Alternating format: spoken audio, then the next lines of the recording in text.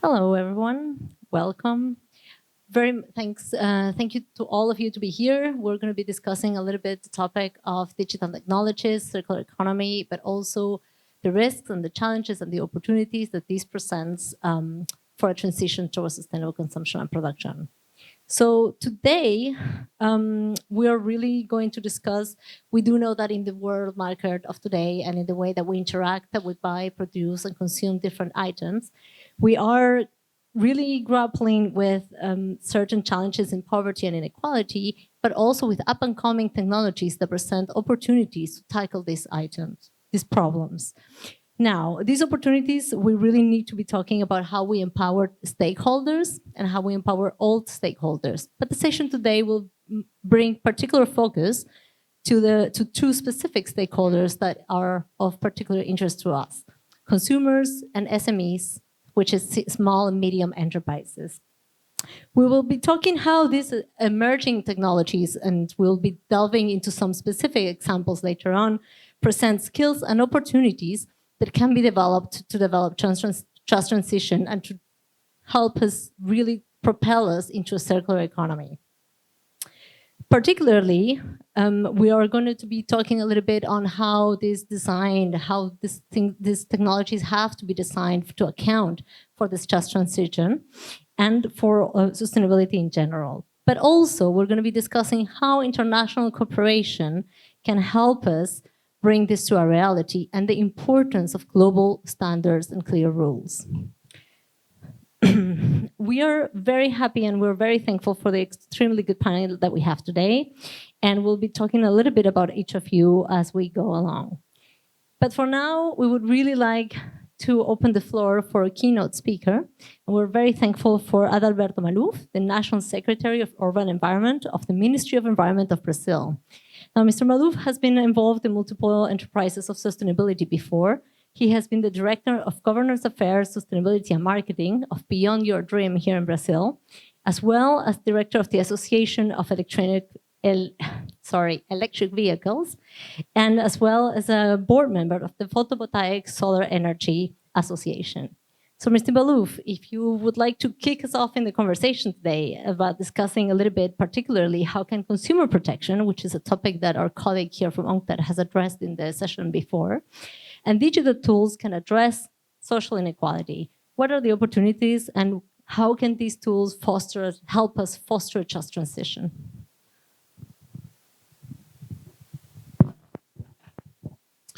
Well, hello, everybody. It's a great pleasure to be here with all of you. In the name of Inga and Beatriz, we'd like to, compromise everybody here. And well, we know that circular economy, there's a lot of things happening at the same time, which we believe need to move at a faster way, need to involve more stakeholders, government, private. But the reality is that, especially in the developing world, like in our case in Brazil, we haven't really been integrating the agenda as we were supposed to. Most of the public policies we do a little bit here and there, but we have never been really able to create the best framework for improving sustainable consumption production. In the case of Brazil, we had a couple of difficult years regarding environmental agenda, regarding trying to bring sustainability criteria for many things. Our legislation was reduced dramatically many years. But when we had the new government with a little bit more environmental approach, one of the first things that was decided was that almost all the programs of the government, they would try to be integrated under this ecological transformation plan, because it was a way for us to coordinate at a national level how we would address this challenge, including all the different ministers, environment, treasury, industry, minister of small companies, and others. And circular economy became one of the 6 areas which everybody there believed they were a gateway to integrate a lot of policies that could create jobs, get economical benefit, reduce costs for the cities, which now are, taking out the waste and having to bury it somewhere, although 30% of our waste is still going to illegal dump sites. And this could be used as a tool of integration of policies to all the different programs we had. So we are updating our climate plan. We are updating our new industry plan. We were doing a lot of strategies and policies that we never had before. For example, UNEP is helping us in the national policy to reduce food waste. We are doing a national strategy on composting. So we had all these little things happening at the same time. But as we were moving, we realized that we were kind of focused a lot on downstream, doing what we have always done, which is improving recycling and trying to address the illegal dump sites. But we were not doing too much on the upstream, and we were not really understanding very well the impact of the just transition to all the sectors. This was very clear because just transition, at least in the beginning, most of people were thinking about, okay, which sectors are going to be affected, which jobs might be lost, so which jobs we have to push and try to create. But then we realized that just transition for us was also about involving everybody, involving the waste pickers, the informal workers, the indigenous and traditional communities, the small companies. And as we started to raise the bar of all the legislations, especially our EPR legislation, which we call reverse logistics, there were a lot of voluntary things. There were a lot of, let's say, open legislations that people are not really doing it. There was not even 20% of the companies were doing something. For example, in the case of packaging, Germany has 8 million tons of packages targets to, that the companies sell. Brazil had four. Well, but Brazil has 8 times more people than Germany, so something was wrong. Portugal had the same number as us, and we have like 15 times more population there. So we know there was a lot of things that first we had to address, and especially the small companies, they were not doing anything. It was just some of the big companies were doing a little bit of reverse logistics, and it was more seen as a cost to the companies than actually an opportunity to really create new models, to really integrate new technologies, to really empower consumers or try to do this. So in this last year, we approved, I think, 7 new legislations to guarantee traceability of products, to guarantee traceability of the invoices of the wastes, to reduce the model of the reports, who can be the entities, the PRO entities that will report to us, who will be the auditing and the verifier of information. So, and then, of course, the last of the decrees that we approved in June this year, which is our national strategy of circular economy. So right now, one of the challenges for us, okay, we approve all these legislations, there's a lot of things moving, but how are we going to guarantee, a transition so that consumers are really part of the story? Because I don't know in your case, but here in Brazil, you buy a package, they have a logo of recycling, but that package is not recyclable, technically or economically. So it's almost like a Wild West, People can do anything. They can write, I'm 100% recycle, and they recycle. So we said, everything is wrong here. But at the same time, as we were pushing the bars, Minister of Industry was always pushing us, look, but you have all these small companies.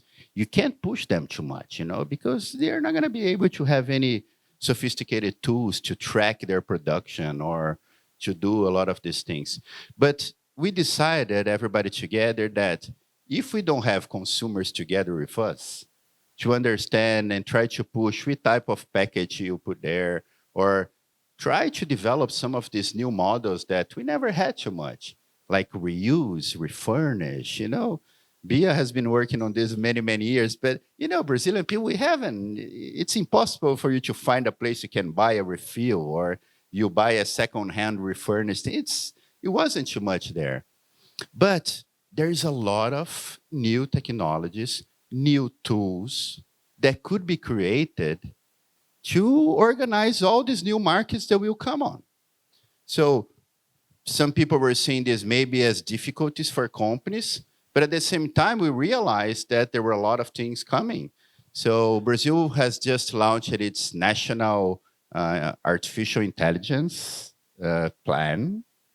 One of the programs that was approved there that we added was our Green Resilient Cities program, because Ministry of Science and Technology, they have budget, they have money, they do a lot of things.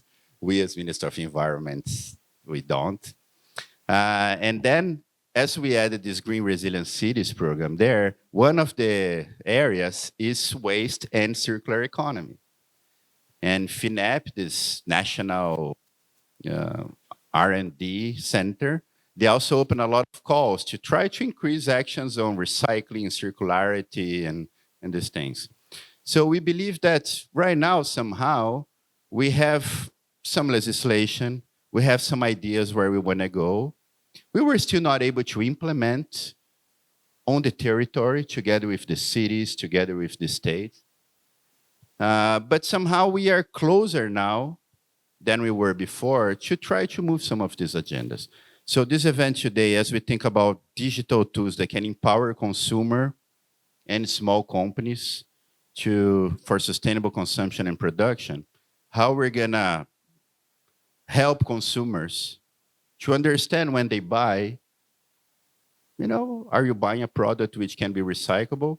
My whole life, for example, I bought this bottle of milk that they say they are the greenest and most beautiful milk for kids. Then when I started going to the Waste Speaker Association, it was always on the side say that one is impossible because it's black inside, or because they write the name of the thing in certain way that you can't recyclable.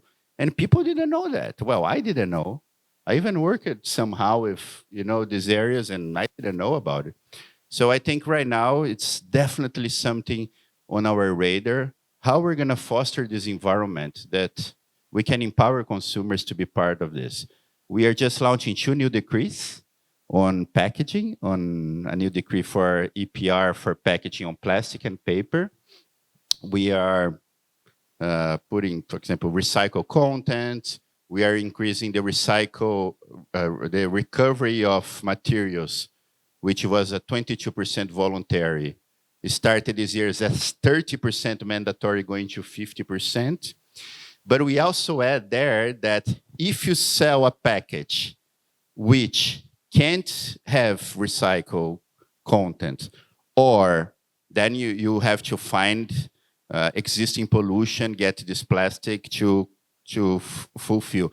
But if you sell a package that technically or economically it's not recyclable, the Waste Speakers Association and the cities can come to the company and ask them to pay to take it out and recycle. So it's on the target, but how we're going to deliver it? How we're going to help the cities and the Waste Speakers Associations to track, to monitor, and to make sure that the companies that sold something that cannot be recyclable will be delivered. This is really challenging, and we definitely need to create new tools, digital tools, that would be easy, maybe by the code bar, maybe, like this is DNA of the packaging, so that we are able to give these new possibilities of funding for these materials that are not recyclable, at the same time that we bring an extra cost to this company that are selling this stuff, so that maybe they do their own calculations and slowly they will be reducing those packaging and moving to new packaging. So for me, it's nice to be here as a first contribution. I came actually more to learn than to say anything else. But I definitely think that as the reality in Brazil, and I guess in many places, this is one of the most important debates we can have now. How to empower consumers and the whole value chain to understand the real technical, economical possibilities of all the upstream and downstream actions regarding circular economy.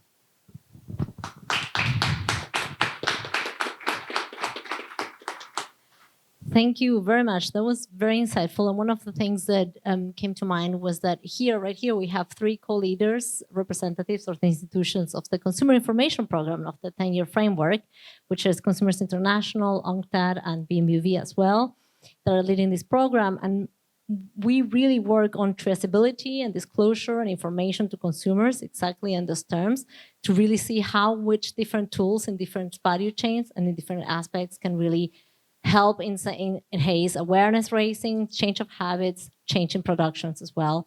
So it was very, very insightful. And also the transparency. You mentioned a few key topics, the waste dumping that is illegal and some other challenges that we have and how some tools can really help trace from the production towards waste and have accountability in between and have consumers know what is that we're buying and where will that end. So to this regard, we'll nitpick quite a little bit of these key topics that were just mentioned by our expert panel here today. And we'll be giving a little bit of an introduction to what everyone here works on every day. Some of them we work together and some of them we're just meeting for the first time for this panel. But we all work on the same topic on empowering consumers and SMEs for sustainable consumption and production. And we'll be delving into the different areas. So first, I'm going to introduce the panelists very quickly, and then I'm going to be giving the word for key questions, but because every single thing of these areas, traceability, information, digital tools, accountability, and protection of consumers, it's a whole area in and of itself that needs specific expertise and specific questions to be worked through. So to that end, we have here Inga Wagner, which is head of the unit of European and international aspects in resource efficiency, circular economy, and raw materials policy from the Ministry of Environment of Germany, which is also the Ministry of Environment and Consumer Protection, should we say. We have also Arnau Izaguirre, legal officer of the United Nations Conference for Trade, for Trade and Development. And we have here Andres Acarasha, our senior researchers, Alcayaga, our senior researcher of the Unit on Digital Transformation, Circular Economy, and Division at Wuppertal Institute, based in Germany, but actually from Chile. And we have here Beatriz Luz, the CEO of Exchange for Change, Brazil, which is a unique institution that is really trying to foster dialogues and exchanges in order to see what are the interventions needed by the different actors. So without further ado, I think, Inga, you're going to tell us a little bit with your expertise on how to transition from linear to circular economy and what are the benefits, the potential challenges, but also really what are some of the risks for transitioning into this technical digital tools, and what steps must be taken by policymakers, as you represent the Ministry of Environment of Germany, to leverage this potential and to really try to minimize the risk to ensure that everybody is brought forward. Thank you, Camilla. It's always a pleasure to listen to you, Adalberto, so thank you that you are here. I will talk a bit from a government perspective. Digitalization makes it possible, first of all, to bring together and process the enormous amount of information and data that we need for the circular economy in a meaningful way. The introduction of the digital product passport and the creation of data. Do you want to answer?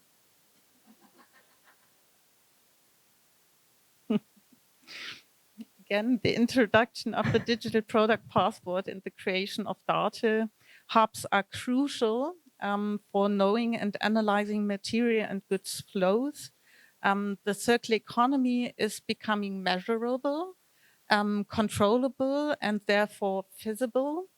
Companies become part of data system. That's, I think, an important point.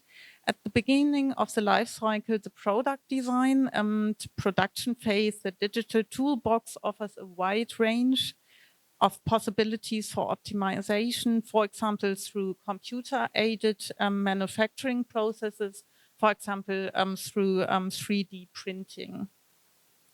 Digitalization also reduces transaction data transaction costs and enables the organization and scaling of circular approaches and business models through platforms and smartphone apps. Product as a service and sharing economy business models can incentivize companies and consumers to use products longer or design more durable products. With the help of digital technologies, private consumption can be aligned with the circular economy. Digital tools can support consumers in making sustainable decisions. Digital product passports, I think we hear more about that later, can provide the necessary sustainability information for this purpose. Finally, digitalization offers new opportunities to optimize waste management, collection logistics, sorting and recycling facilities, and all associated industrial processes at the end of product use. Digital technologies, and I think personally that's an important point too, must always be considered in their overall balance. Digitalization consumes enormous amounts of energy and resources, and if this exceeds the environmental benefits of a technology, it should not be used. I would give you 2 examples how digital tools can facilitate circular practices. Digital tools can support in monitoring and analyzing waste flows within the waste management system and the environment. One example is a waste flow diagram and its connected data portal. The waste flow diagram helps to map and visualize material flows in municipal solid waste management systems to quantify amounts, sources, and fates of waste leakage into the environment. A second example is a very promising German startup. It's Surplus. Surplus leverages digital technology to help closing the loop in the plastic sector and to help end plastic pollution. Through a digital marketplace, Surplus bridges the gap between B2B buyers and sellers of plastic recyclates, and in doing so enhances supply stability and availability. Camilla, you asked what steps must be taken by policymakers, especially to leverage potential and minimize risk. That's right. Well, we believe that continuous policy design is required to truly harness the potential of digitalization for the advancement of circular economy that benefits the people and the environment.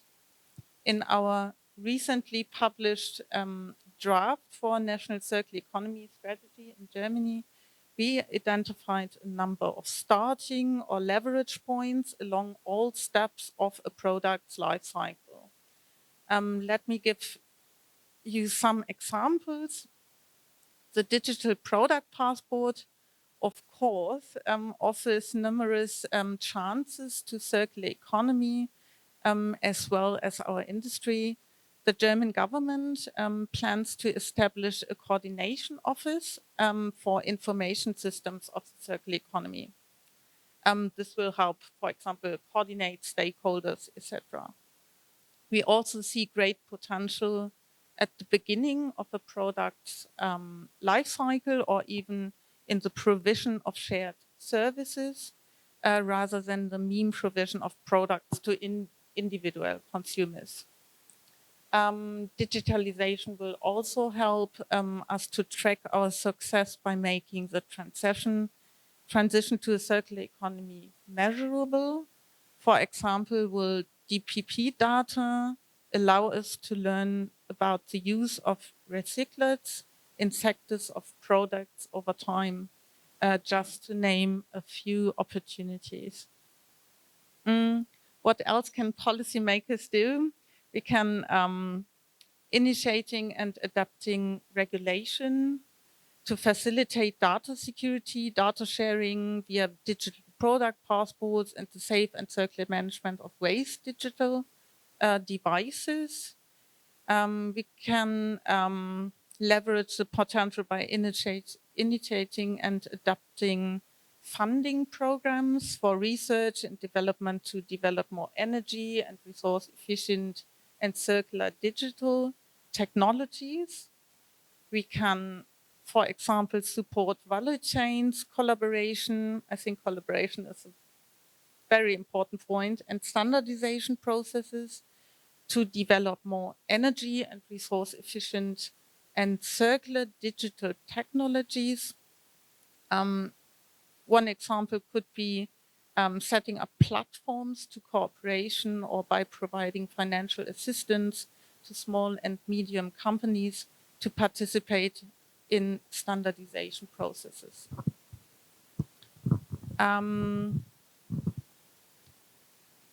What else? We can support companies and initiatives in obtaining qualification and training for digital technologies, for example, by developing and adapting courses for basic further education, or by offering vouchers to SMEs to participate in training courses at reduced costs.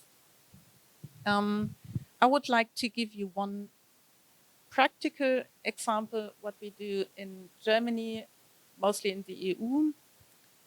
We have the EU batteries regulation.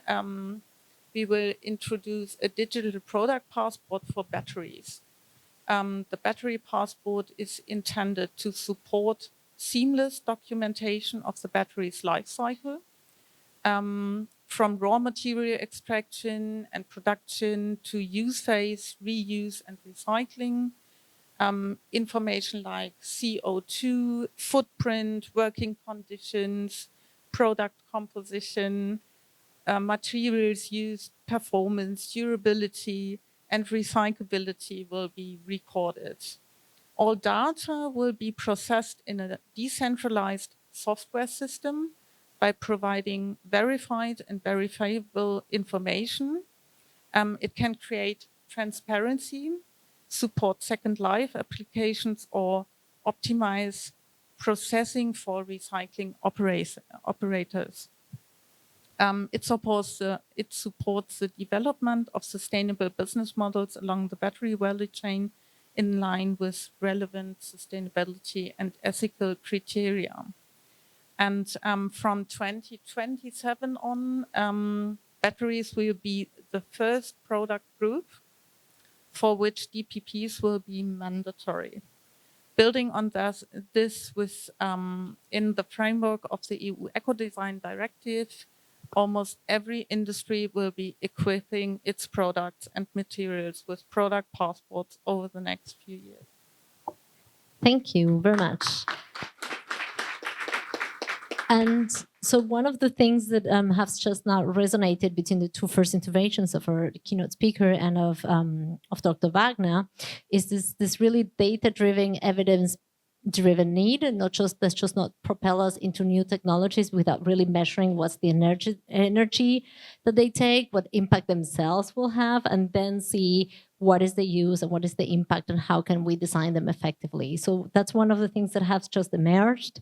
And in terms of really what policymakers can do, I was listening to the voucher example for SMEs particularly, and I just happened to know someone of an SME in Germany who says, with all of this new regulation, I don't know how I will adapt. It's 30 people employee small company. And this type of systems would really make a difference in that sense for small companies. So very interesting to know of these examples. But then what about the other end? What about when we buy things and we don't know if they're safe, if they're recyclable, if we can bring them somewhere? Who protects consumers, and what is really the role of digitalization from a consumer perspective, especially in terms of ensuring consumer protection, to make sure that we're protected, that the things that we buy are safe, that we can do something that is not tragic or wasteful towards our environment after we have finished using them. And to that end, we have here our dear colleague Arna Izaguirre, legal officer and UNCTA, but also co-lead of the Consumer Information Program of the 10-year framework of programs. And you're going to tell us a little bit about the other end. What is the role of digitalization for consumers and for consumer protection?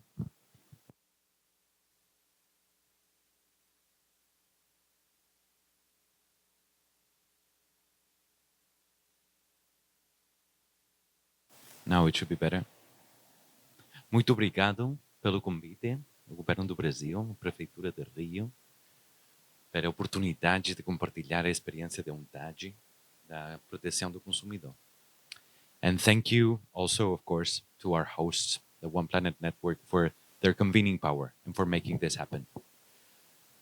It is a pleasure for me to address an issue that is so core to our well-being. The digital and green transitions hold the promise and the challenge of development in this century, really. This is no small feat. Consumers play a very significant role in the economy.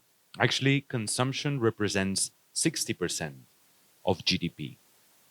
But this is not the case in the digital economy. According to UNCTAD data, only 30% of digital transactions are from business to consumer, meaning that only 13% would really apply to the consumption part of the digital economy. We're really missing a development opportunity, a development for countries and a development opportunity for people that we cannot afford. So let's unpack how can consumer protection contribute to the circular economy in the context of the digital economy. First and foremost, it's about the regulatory framework. The UN guidelines for consumer protection are the only global instrument that set the foundations of what is a consumer policy, a modern consumer policy. The Brazilian Consumer Code has been a basis for the UN guidelines for consumer protection throughout since inception in 1985 and also in its last revision of 2015. The guidelines contain what are considered to be consumers' legitimate needs, what are the real international consumer rights.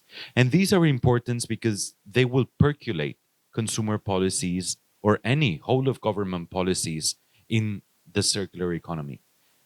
They include access to essential goods and services, the protection of vulnerable and disadvantaged consumers, the protection from hazards to the health and safety of consumers, consumers' protection for their economic interest in markets, consumers' rights to accurate and reliable information, to education, including on the impact and economic, social, and environmental aspects of their consumption choices, the availability of dispute resolution and redress, the freedom to form organizations that represent their needs, the promotion of sustainable consumption patterns, a level of protection for consumers using electronic commerce that is not less than that afforded to other forms of commerce, and finally, the protection of their privacy and the free flow of information.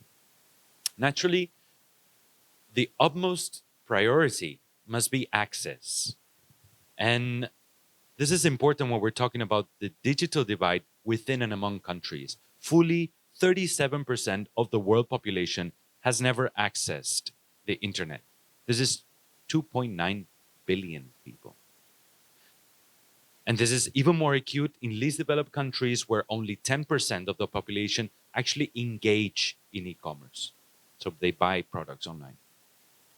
Second is access to sustainable products and sustainable choices. So of course, it is for businesses to provide a sustainable option to consumers. Otherwise, the whole process doesn't work. It is also for businesses to provide clear and reliable information about what a sustainable product is and how to understand it. But it is for governments to provide the regulatory framework that allows that to happen and that incentivizes businesses towards that social outcome. So let me share how can we achieve better consumer protection using digital tools for the circular economy? Well, as I said, it really holds the promise of development. First, there's some digital tools that can allow the management, and here Ingo was already mentioning, of the whole life cycle of the product and the management. So the Internet of Things that are present in most consumer products nowadays can help us understand how far has the product gone, how can it be disposed, how can it be managed. Also, digital platforms can be a hub to facilitate access to repair services, to spare parts, to recycling information. Blockchain and other tracking technologies like digital passports that we're going to hear more about hold the promise of providing transparency in supply chains and also improving the information and the trust that consumers place on sustainable information. Digital information and education campaigns have a fantastic multiplier effect because they can be accessed by millions of consumers in real time. And this is the responsibility of governments, of businesses, and of consumer groups. And finally, online businesses must adhere to national laws and to best business practices. They must deal fairly with consumers. And here I'm talking about the greenwashing. So ensuring that their marketing and placement claims do not mislead the consumer is a key to the whole trust of consumers, both in digital markets and in sustainability claims. And for this, the Consumer Information Program has produced a very valuable set of guidelines on providing sustainability product information to consumers, also in the context of e-commerce. And this has been road tested and it's easily accessible in the One Planet Network website. Now, let us turn to the challenges for consumers and for regulators. Perhaps the biggest one is keeping a regulatory framework that is fit for purpose. We need a regulatory assessment of laws, of consumer protection laws, in conjunction with environment ministries and those authorities that can inform consumer authorities of how to better transmit the right information and right policies to consumers. Second is a vibrant enforcement of consumer laws. They are the ones who will be fighting greenwashing. And in this, the One Planet Network guidelines for providing product sustainability are not only valuable to inform how businesses provide information, they are also valuable for consumer protection enforcement authorities to understand what is a green claim and what is misleading for consumers. And finally, of course, there needs institutional and multi-stakeholder cooperation for this. So consumer authorities are quite comfortable with engaging with businesses, with consumer groups for consumer protection issues. They're less comfortable still for engaging on sustainable consumption issues. And for this, there needs to be some interinstitutional, interministerial cooperation at national level, but also at international level. And here I'm also reaching out to our colleagues at UNEP to bridge those different mandates and different experiences that we have. I'll leave it here, and thank you very much to our moderator. Thank you again. So another topic that we're seeing emerging, and we're very delighted to have two Ministry of Environments represented here in the panel, as well as an international cooperation unit such as UNCTAD, is really the power of regulatory framework. How can really laws be designed and protected and fit for purpose? And then how do we continuously oversee those? So what are our enforcement capacities? What are our tools as consumers, but also what tools can be available institutionally to enforce regulations on sustainability, on consumer protection, and on information disclosure and traceability. So this is a little bit of the things where it seems to be a consensus building session. So right now we're going to be zooming in a little bit. We've been talking about digital tools that help us trace, that help us inform, that help consumers return back to the system or know how they will be recycled or repaired.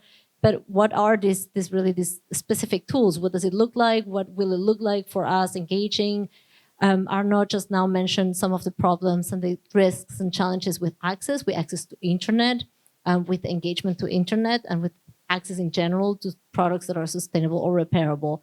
So to tell us a little bit more and zooming in on what do these technologies look like, we have here Andres Alcalaya, again, senior Alcayaga, I'm sorry. And I'm a native Spanish speaker, but still, it seems that my dyslexia is playing a bad trick to me. I'm sorry, Andres Alcayaga. I'm so sorry. Please, it's on me, and I apologize. But he's a senior researcher, and he knows a wealth about how these technologies tools can be designed, what is out there, and specifically, some of the speakers have already talked about digital product passports.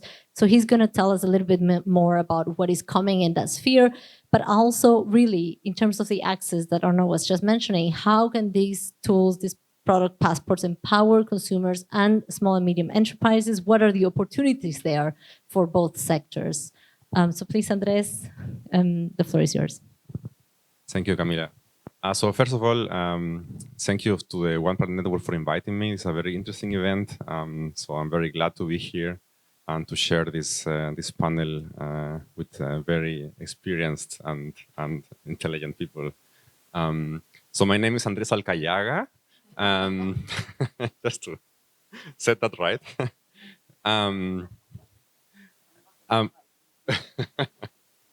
I'm working at the Wuppertal Institute, and last year we joined the D4CE initiative. This is the Digitalization for Circular Economy Impact Initiative. That's a multi-stakeholder initiative. We're working there with the World Business Council, UNIDO, UNEP, and also some companies like Amazon Web Services. So it's a very large group of organizations working in the area of circular economy and how can we leverage digital technologies to foster and implement the circular economy. And of course, some of the topics that we work on are related to digitalization, so such as interoperability, standards, technical standards, but also around business, like circular business models. So how can companies develop circular business models? And finally, one of the topics is the topic of digital product passports, or also DPP. So the DPP is a tool, and the idea of the DPP is to collect product information and to basically be an information system for the circular economy. So until now, we have had several applications. It was mentioned before, like life cycle management applications, or companies have also ERP systems or enterprise resource planning systems where they put information from the companies, from the customers, from the suppliers, but normally all this information is scattered at different places. In many cases, companies don't even have the information about their products. So the DPP, or the Digital Product Passport, is kind of an innovation to be able to collect all this information and put it all together in one place. That's one of the main aspects of the Product Passport. And in terms of content, the passport could have not only product information, but also company information, also have, for example, labels, information about the brand, information about the customers, the supply chain. So it could centralize all this information that is everywhere into a single point to be able to profit from this information and to enable circular practices. So regarding the work that we have been doing within the D4CE initiative, we are working right now with UNEP in particular to develop a blueprint for a global framework for digital product passports.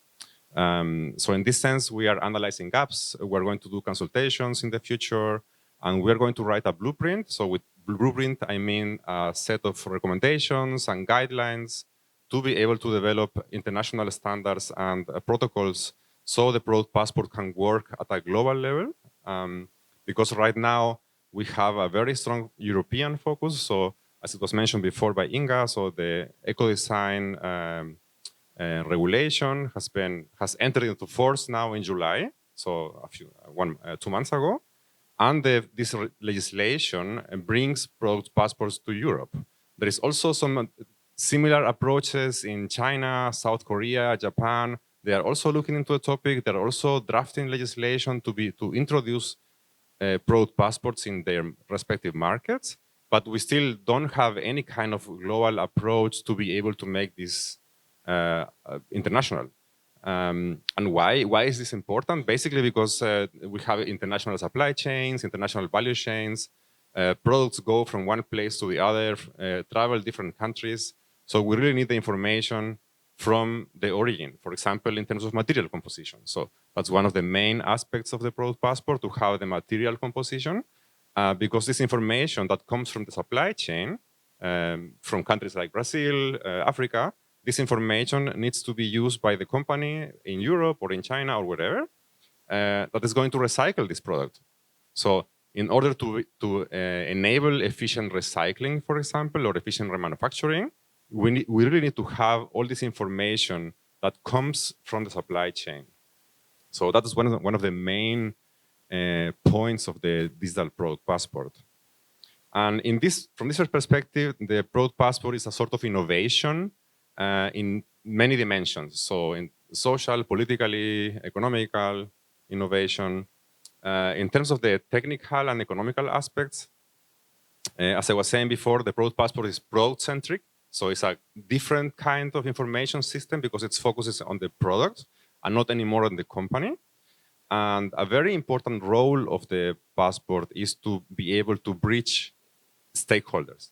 So if you imagine that you have somewhere like an information, an application with information about your product, this information can go with the product and be used by the different stakeholders. So normally what is going to be used for the passport is a so-called data carrier. And the data carrier is simply something like a QR code or an NFC chip, near field communication chip. So for example, you can with your smartphone, you can scan it, and then you can see all the information about the product. The same can happen for the recycling, for the remanufacturer, and for any other people or users that are in touch with the product. So in terms of the political and social aspects, the product passport is of course a vehicle for change. So it's been implemented, for example, in Europe as a policy tool to drive circularity, to drive sustainability, to foster more compliance with regulation, and also to promote collaboration. And that's something that sometimes is not well discussed, the topic of collaboration. In order to have a circular economy, we really need to increase the collaboration among the different partners and the different stakeholders in the economy. Because we have the recyclers, the suppliers, the consumers, and we need all these participants to be able to collaborate and communicate more, to be able to activate circular activities. So it's very difficult, for example, to enable a repair system if there is no communication between the different parties. And in terms of the social aspects, I think, and now I'm coming a bit to the topic of consumers, and the product passport can enable transparency. So this is a kind of a very disputed topic, the idea of transparency, of course, because we have intellectual property protection, and for companies it's very important. But in my opinion, we are coming a bit to an age of transparency. I mean, the younger generations share all their lives on social media. So I think we will be having an increase in the transparency also at the business level. I'm not talking about sharing the company secrets, but sharing perhaps the material composition or the product information to specific parties that require them to enable circular activities. So for example, I know a case of a company in Europe, and they are already in discussion with recyclers, and they will sell the information of the material composition to the recycler, and the recyclers are very happy to pay for this information so they can make an efficient recycling system. So here we have like a trade-off. Okay, companies have to protect their secrets, but on the other hand, we also need to enable circularity. So in order to enable circularity, they need to disclose some of this information to specific actors, not to everyone. So that's why also in the product passport, the topic of access rights is very important. And in terms of environmental and circularity aspects, the passports, of course, will store life cycle information. So information from the supply chain, information from the repair. So all the history of the product. So if you bring your computer to a repair shop and they change the screen and they change the battery, for example, you can save this on the passport of the product. And then a few years later, when you bring the laptop or the smartphone to a recycling facility, then the recycler could scan the QR code and see that you change the battery, and perhaps you have a battery with different material composition than the battery that was originally installed in the product. So with this information, they could manage the recycling process better. And finally, coming to the end of my talk, I want to discuss a bit more about consumers and SMEs. And as I was saying, for consumers, I think the main thing or the key aspect of the passport is the transparency.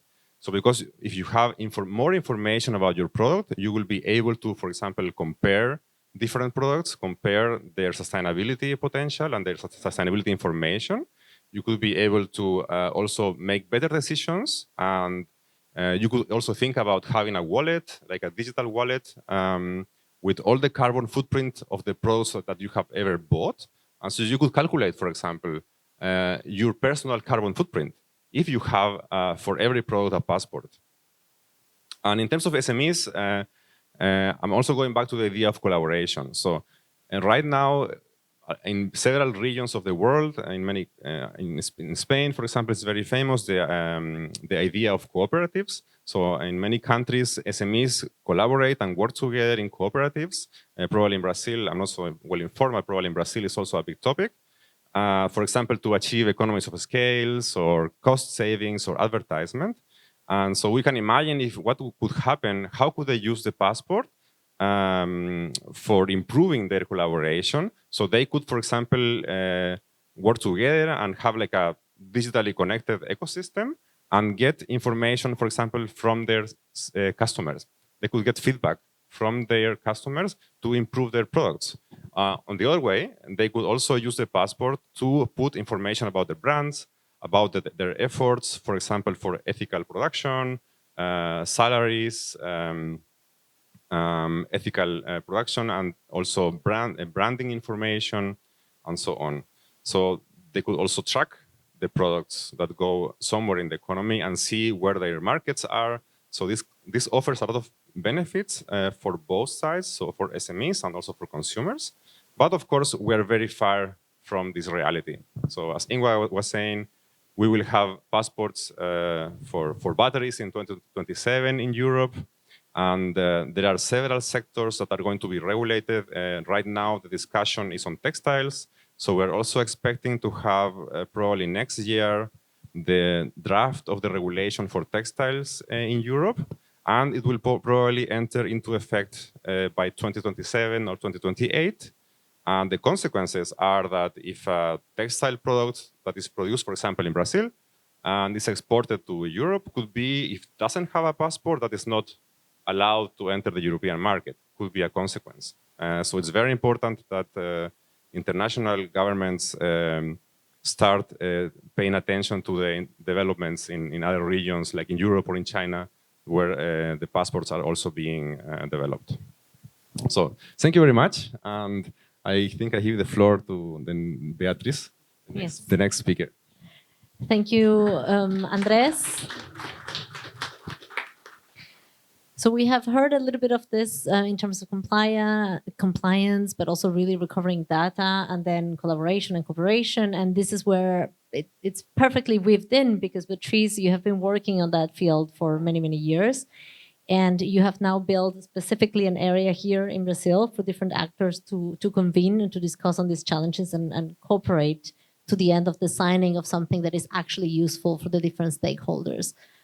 So please share a little bit about your experience, and if you are welcome to share specifically, there are unique challenges for emerging economies, right? That are sometimes similar to other emerging economies. Sometimes they're really not. They're really unique to their location, to their culture, to their ubiquity. And we're really interested in knowing what kind of mechanisms of support. Dr. Wagner and Inka already shared some kind of support, especially from policymakers, what they needed. But we're really looking forward to hear from you, the other side. What is it that you think that it's most needed in terms of support and for implementation? The floor is yours. Okay, thank you very much. I'm very honored to be here, and there's so much information already here, right? I'm hoping to share my experience. Then first, being part of a commodity business, selling bioplastics and liaising with big brands. And since 2015, as I call it, as a transition broker, talking to different parts of the value chain. As she mentioned, I've been running a circular economy Brazilian hub for 5 years, working with companies with different size, different sectors. So I hope to bring some of the learnings that I've been seeing here in Brazil. So first of all, I think it's important for us to remember that circularity is not coming to solve the problems of the linear system. Circularity is coming to us as an opportunity for us to redesign systems and avoid problems. So it's about new value definitions, behavior change, new process, new indicators.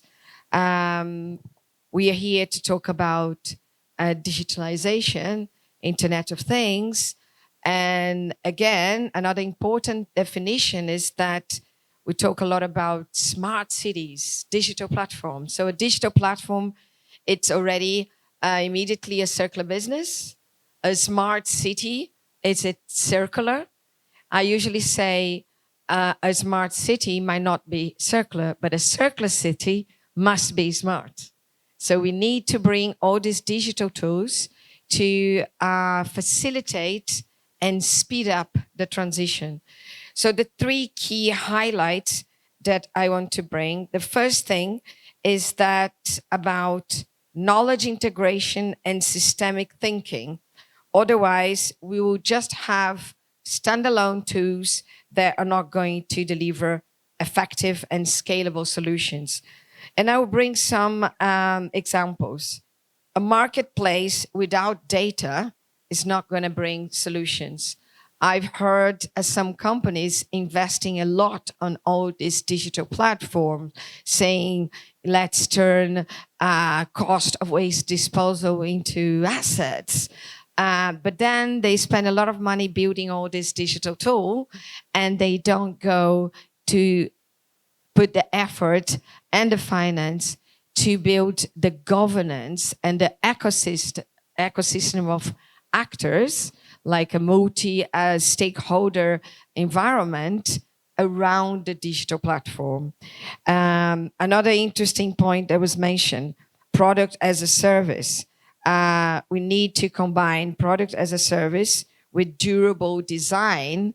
Let's say, for example, sharing a bicycle sharing system. We have an example in São Paulo with the Chinese system that the bicycles to be shared were not robust enough. So we started to look to find a lot of broken bicycles, around the city. And you might have seen pictures on the internet, piles of bicycles in China. So we need to combine digital platform with robust, design systems. Another thing, very, very common, we're talking about consumer consciousness. So let's say upcycle initiatives, second-hand platforms to sell clothes. And we are seeing this as a big opportunity for brands. But if we don't educate the consumer in this new circular mindset, what's going to happen? They're going to arrive into these stores, secondhand. I'm being sustainable. The dresses here are cheaper, so I can buy 3 dresses instead of 1. So this is not circular economy. This is just a different way of buying. So we need to educate the consumer. The second point then is about partnerships, roles, and responsibilities. We talk a lot about digital tools as a way for ensuring traceability of materials. So we are seeing a lot of effort in Brazil in establish collecting systems. So the big brands putting systems and encourage the consumers to bring clothes for recycle. But if we don't have a system in place to recycle these clothes, where are these clothes going? So we build all these digital apps to encourage the consumers to bring the clothes, but where is this going? So we need to have proper systems in place. So this is about providing information on the after-use phase of products. My colleague talked a lot about the digital passports, and a lot of effort is being put into getting the materials information. What about if we use these digital platforms to educate the consumer on where to bring the materials for recycling? You know, what's happening with the product in the after-use phase? And how can we design products for the after-use phase, not just for the use phase? And I remember a specialist when we were designing the new plastic economy, and he said, if we want to recycle more, we need to talk less about recycling and more about product design. So this is the kind of integration and partnerships and joint responsibilities that we must bring together with the digital tools. We are seeing some companies looking at waste valorization, but if there is no market for buying these secondary materials, it's just going to be, you know, isolated solution. And the third point is about targets towards actions. Adalberto mentioned that as well. Setting targets is just the first step, but how can we convene all the stakeholders to really move towards actions? Adalberto also mentioned about refuse. Yeah, let's avoid the single-use packaging, and let's encourage consumers to use refill systems. I remember going to Slovenia, and in the middle of the main square, there was a machine selling refill milk. So there's a lot of milk producers there, and they had refilling machines that people can come, get a bottle, and get some milk from the machine, and then come back again with that same packaging. So I think we need to bring digitalization to also create incentives for the consumers to join into a different consuming experience. So in summary, everything is connected.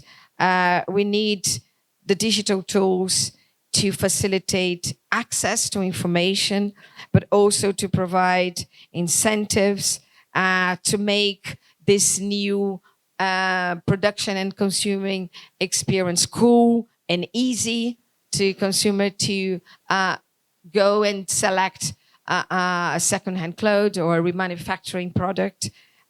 So it's about inspiring change.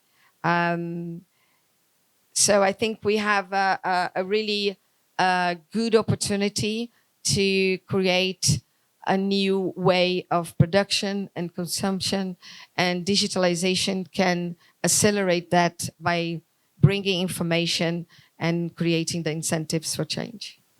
Thank you.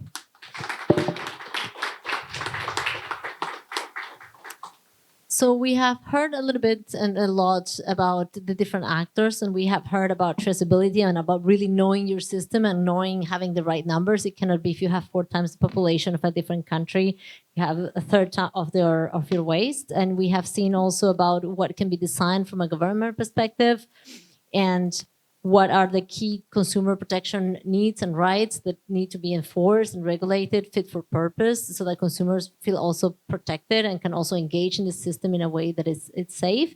And we have heard about digital product passports and how they need to be designed as well for a circular economy and for the use both from the supplier, the producers, and as well as the end consumers, especially to the end of closing value chains, of really knowing what to do and what are you doing with your thing after you bought it and how are you going to return it, and how this can inform the next phase of the product.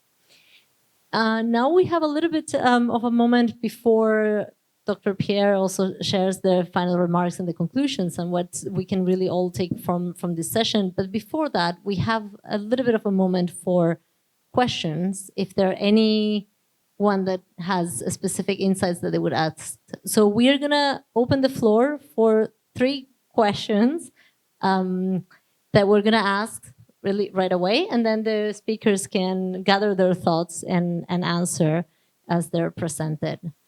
I please ask that you keep the question succinct, so we can give the floor to multiple speakers to say and to share their experience with you. Thank you. Yeah, thank you very much for the not presentations, but for the input. I have a question to Mr. Alcayaga. Trying to say it, I don't know. I'm going to butcher it anyway. Sorry about that, but you know. This is about the digital product passport.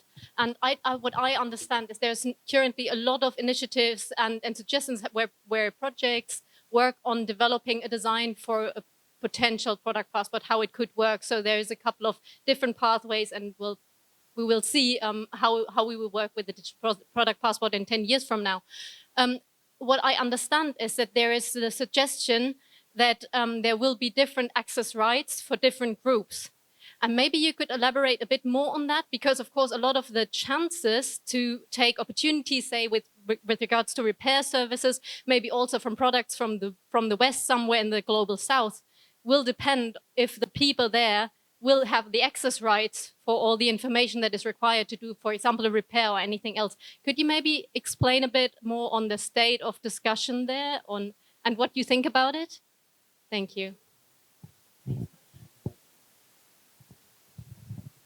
Okay, thank you. So, hello again. I'm Carolina from the Federation of Industries of the State of Rio. My question is to Mr. Zagheri. Relation to the retailers and marketplaces e-commerce perspective.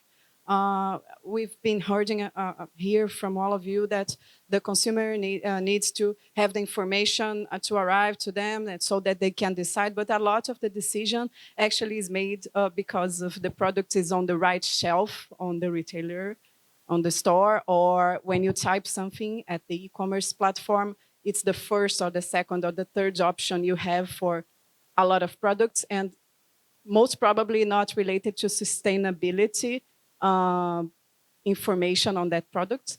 So my question would be, is something being made as you are in a position for competition and consumer policies, is something being made so that the companies that have sustainable products have the spaces to present their products? Because I know a lot of companies that have very interesting products. They don't get to be on the best shelf in a retailer store, or they don't really appear at Amazon.com. So what can we do to engage the retailers? That's a great question. Do we have one more question for the audience before we move to the answers? Hi, I'm Marina. I work at ABNT. We have, in other words, we have an eco-labeling program, and I'm also representing GEN, that is the Global Eco-Labeling Network, is America's Secretariat. So for the digital product passport, I'd like to understand how the certification data are being used, or what are the plans about it?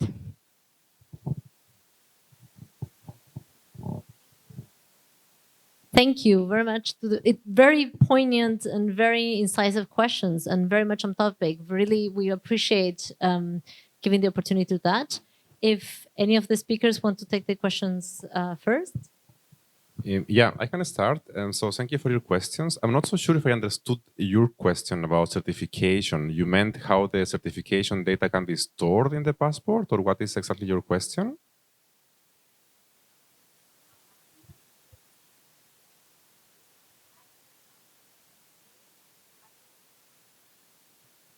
Certifies of the specific data. Okay. Okay. Well, I'll start with the topic of access rights.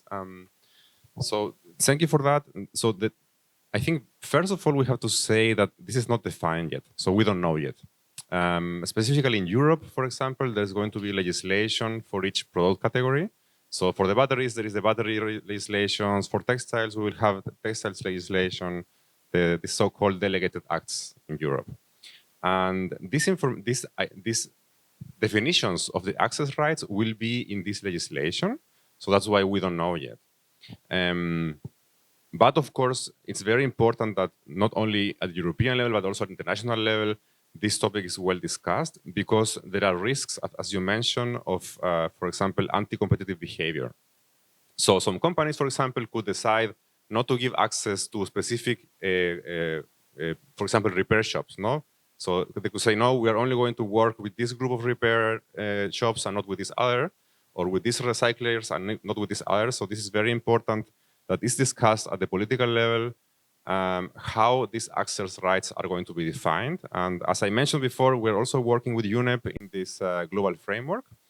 And this is also one of the topics that we have in our agenda, because it's very relevant. It's very relevant that to enable a circular economy, that as many actors as possible have access to the information of the product if they have some sort of benefit, or if they can do a recycling or a repair or whatever. And I think perhaps another idea is the idea of mandatory and non-mandatory data. So the product passports will contain both types of information. So the mandatory is going to be mainly for compliance reasons. But in terms of non-mandatory data, then I can imagine that companies will have kind of a margin of decision where they could say, I'm going to share this information or this information with this company or with this other company, because the idea is that the companies also engage in the usage of product passports, so they can also profit in a way, so in an economical way from the passports. And the non-mandatory data could be for anything, could be for, I don't know, for branding purposes, for advertisement, for, I don't know, for whatever reasons that the companies find feasible. And this also, of course, this will also have some defined access rights, but that's a totally different area, with the goal to, as I said, to motivate companies to use the passport. And in terms of certifications, I'm not so sure if I can answer your question, because the idea is that the labels or the different, for example, certification systems are linked or stored in the passport. So when you read, for example, when you scan, I don't know, a textile, you scan the QR code, that you could be able to read the different labels that this product brings. But this is going to be also both the decision of at the political level, if this information is mandatory or not, and also at the company level, if they want to put this label or they don't want to put this label. Because something I think that I didn't say, this is one of the main design features of the passport is going to be a decentralized system. So the companies that are going to produce the products, for example, or import them to Europe, are the ones that are going to be responsible for creating and maintaining the passport. So it's not a centralized system, it's a decentralized system. And in this sense, the companies have their choice to put, besides the mandatory information, they can put whatever they want. So yeah, I think that's those are my answers. Thank you. Before the next answer, just briefly, it was fantastic. We talked about transparency, and the first thing that he answered is to which things he knew and which he didn't, which is also very transparent. And that's also what we need when we're having really good conversations. What do we know and what we don't, and how to get there so that we know better. So now on competition and what's the role in that in enabling circularity and enable sustainable products to be competitive in the market. I think, Arnaud, maybe you have something to say? Yes, digital platforms have traditionally hidden behind a corporate veil of the safe harbor policy, saying we don't have anything to do with whatever happens in the platform. Actually, it's just a relationship between the consumer and the third-party provider, and I just take the money, and a lot of money. Now, Brazil has been one of the leaders in changing that corporate veil, piercing it, and finding that digital platforms have an enhanced responsibility vis-a-vis consumers and vis-a-vis the third-party providers.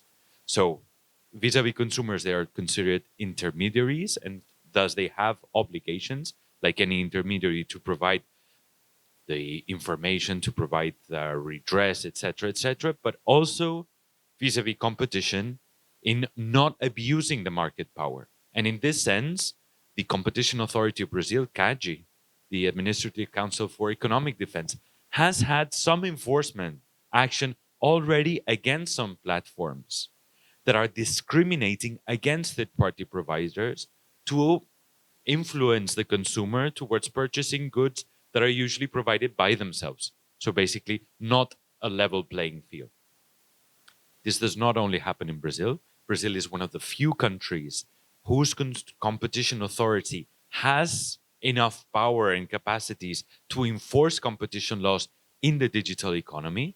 It is not the case for most developing countries, only for emerging economies. And what I would suggest to those businesses, small and medium-sized enterprises that find themselves being squeezed by digital platforms, is to drop a line to Mr. Barreto, and he will probably find a way to start an investigation. Thank you for that. About enforcement and political decision at the level for fit-for-purpose regulation and compliance. And now we heard how you can use that in this existing format, at least in Brazil, which is great news. And I'm sure you're happy to follow up on that as well. So now, to help us bring a little bit down the conclusions of all of the very interesting insertions on research, but also on competition and consumer protection, and what can the policymakers do to make sure that these things are translated in a usable way for small and medium enterprises, but also for consumers. We have fantastic colleague from the 10-year framework of programs, Fabienne Peer, who has been in the sustainable consumption and production arena and discussions for, I think, well, I don't want to say, but she's been a key player in these discussions for a very long time, and the definitions and actions needed to take it forward. So please, the floor is yours for the conclusion remarks, Fabienne.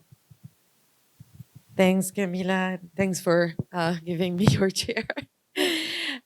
First, I want to thank everybody for this session. It was really a really interesting one. I think, sometimes we get a little bit abstract.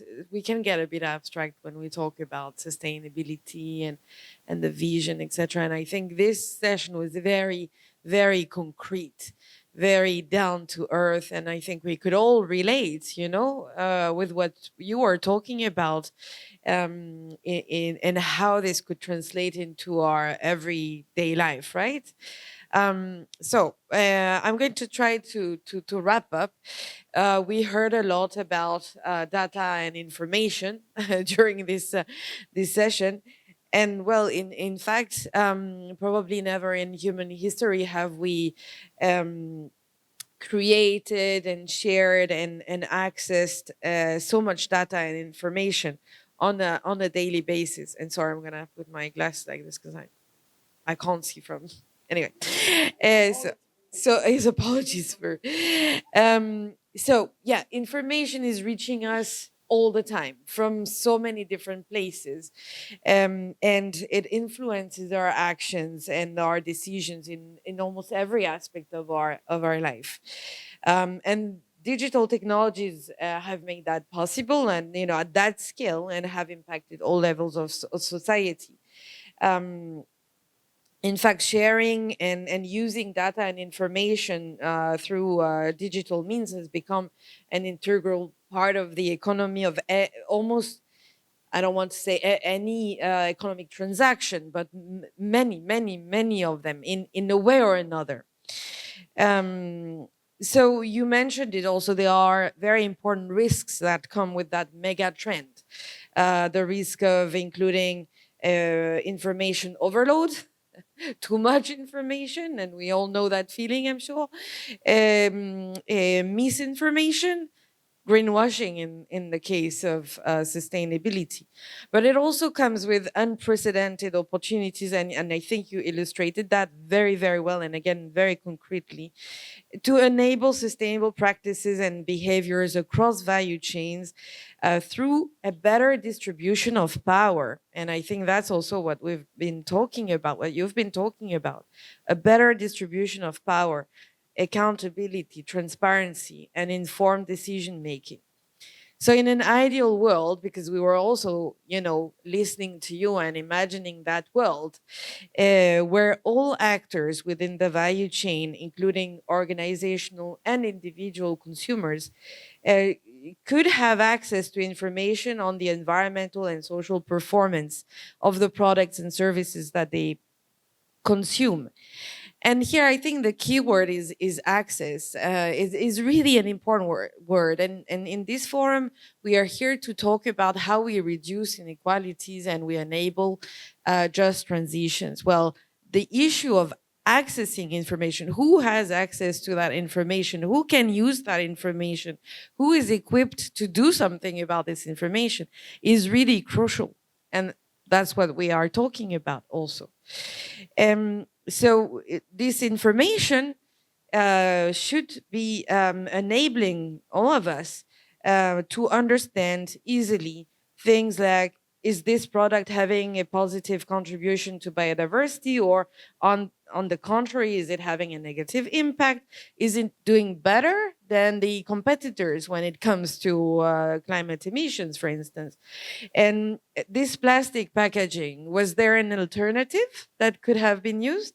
All those questions that we might all want to, know how to answer. What would be the price of that product if the environmental costs of that product was actually reflected in that price? Is also some information that, as consumers, and again, whether we're talking about consumers as organizations or individuals, we might want to have access to, so that we can do something about it.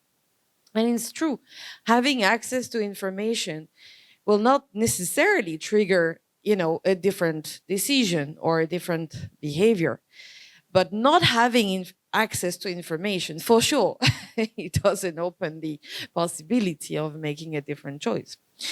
And so we know it's a great challenge, and we know there is a lot to do. As you said, we're talking about DPPs, we're working on that, and yet it doesn't really, it's not there yet, but it should be our ambition. And you mentioned, so I'm not going to repeat, multiple pragmatic reasons for this to be the case, because we are going to enhance our knowledge and understanding of what it is that we need to change to have a better performance at product level. We are also going to create an instrument that increases accountability and trust amongst the different actors of the value chain. And I think you illustrated that very well, the need and the fact that this comes with more collaboration. This has to come with more collaboration. A more transparency and disclosure of performance is going to boost or on the contrary, could undermine a product's competitiveness, but then it's an incentive to do better. And for consumers, you also said it, it's creating more flexibility or the ability to have a better, and sorry if that word doesn't exist in English, but arbitrage, arbitrage between different parameters, but then environmental performance and social performance then can truly become one of those parameters that come into play when a decision is made. So accessing information, and you said it as well, Arnaud, is an important pillar of consumers' protection. And it's essential to achieve the global commitments on climate, pollution, biodiversity.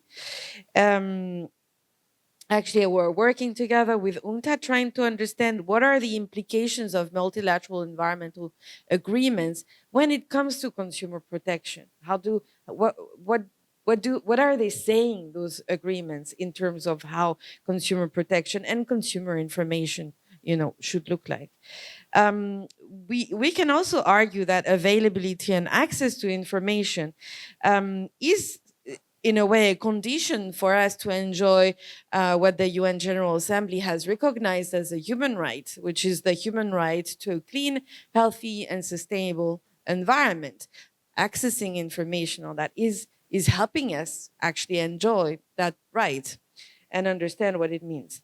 So it is of high importance to us in UNEP. We're working with our colleagues in UNCTAD to understand how we can strengthen that interface between MEA implementation and consumer protection.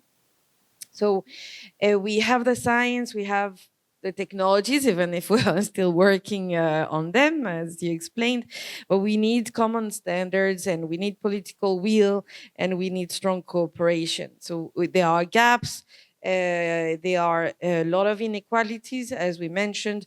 We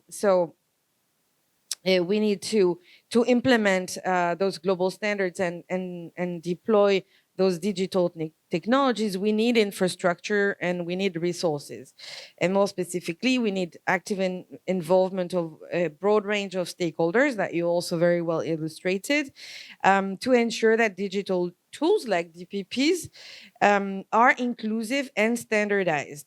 SMEs, consumer protection authorities, consumer associations, they must have a seat at the table when we are discussing those topics and when we're shaping those tools at both national and international levels.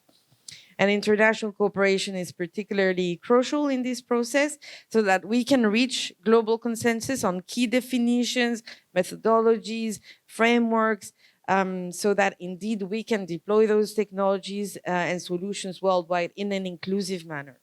And SMEs, they were mentioned many times, they often face huge challenges in accessing the resources, the expertise, the technology needed to adopt those digital tools. So we need to see how can we create those supportive frameworks, provide accessible technology, offer capacity building, technical support to ensure that those SMEs can fully participate in the digital transformation.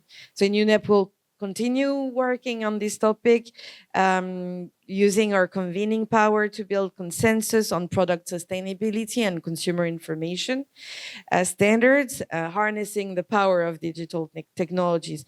We are actually going to start a series of consultations in 2024 and 2025 on all those topics, so please reach out to us if you'd like to be part of that process. We'll continue working with our key partners, the co-leads of the One Planet Network Consumer Information Program, Consumers International, UNCTAD in Germany, and we'll be mobilizing the tools and the resources that were developed by that program over the last not almost 10 years, actually, including the guidelines that you talked about, Arnaud.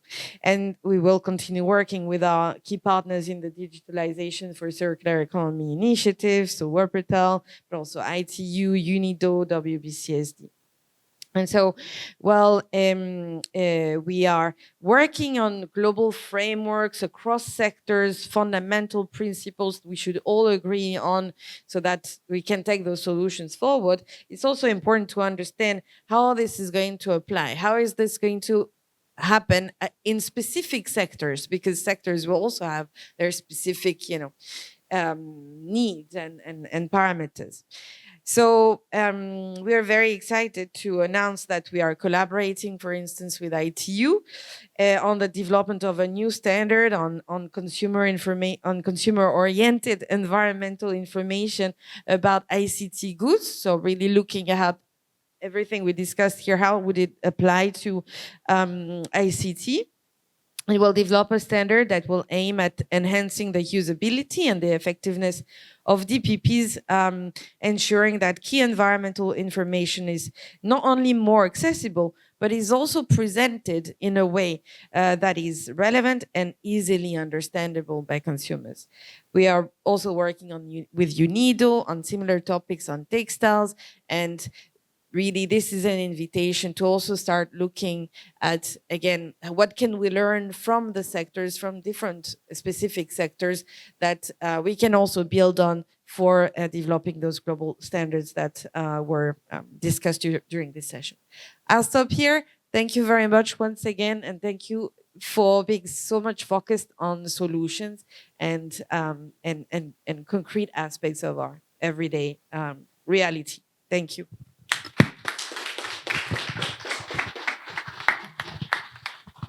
Thank you very much. I just take a minute to conclude. Oh, we're concluding the session, and I believe we have to leave the room. But I'm pretty sure that the speakers will be available and interested in any bilaterals or further conversations or opportunities that there are. I believe most of us are also here tomorrow in case you need to chase us, and you have also our names for these different organizations. Camila Coste, I work at Consumers International. We co-lead the Consumer Information Program. And it's very rare, and we're very privileged to have such a consumer-aware, consumer-centric panel like this one today, where everybody's here was really talking and really thinking about how do the people at the end of the value chain need to benefit, need to interact with. And that's truly a privilege, so we're very thankful. And thank you. Thank you very much for being here. Good night.